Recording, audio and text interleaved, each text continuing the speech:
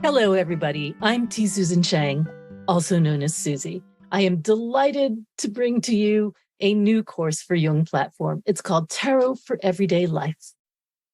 Now, like you, no doubt, I was, as a child, captivated by these 78 cards that we call tarot, their colorful imagery, the mystery that surrounds them.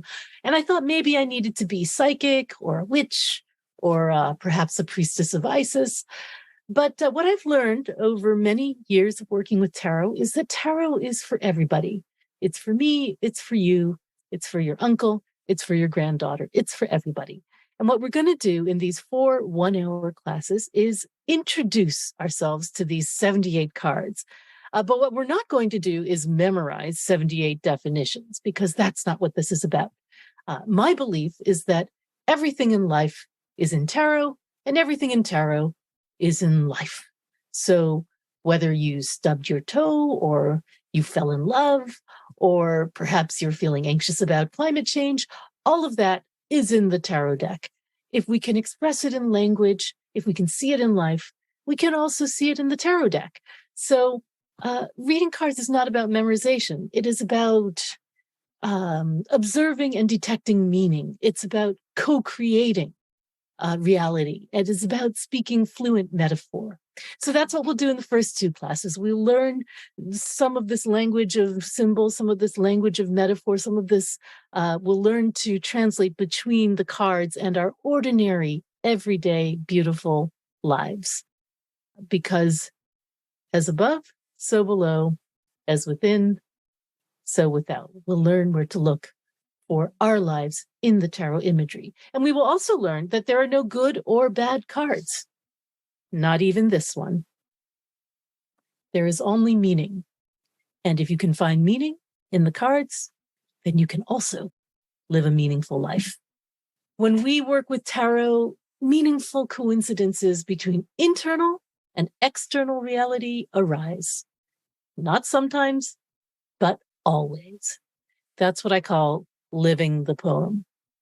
Now, in the second 2 classes, we will get around to asking questions and finding answers using the tarot, which is what most people come to tarot for.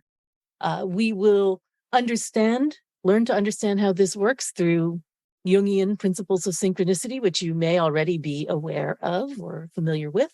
And we will also learn that divination is about not being afraid.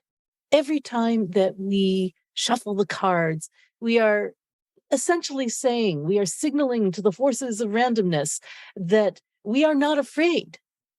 Anything in the world might come up when we draw the card. And whatever card it is, there's a better and a worse response, and we will choose the better one. We will learn to ask questions that respect our free will. We will learn the difference between fate and fatalism. Yeah. We will learn that the cards are always right, and only the interpreter can be wrong, because interpretation is powerful.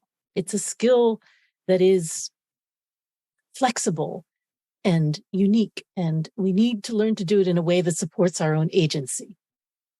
And then, of course, for those times when we don't want to ask the cards for an answer because there's really only one right answer, well, tarot is a language, as I've said, and like any language, you can use it to argue back. That's what we call magic. And we'll talk about that too. So I hope that you will undertake this beautiful, paradoxical practice with me, even if you've been shy about doing so before. You may have thought tarot is magic, but life is ordinary. But by putting them together, we can discover that our ordinary lives were magical all along. That's the meaning of this card.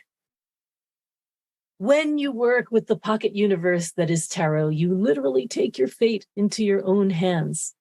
So whether you're new to tarot or you've been reading cards for years and you just want a fresh perspective, I hope you will come on this journey.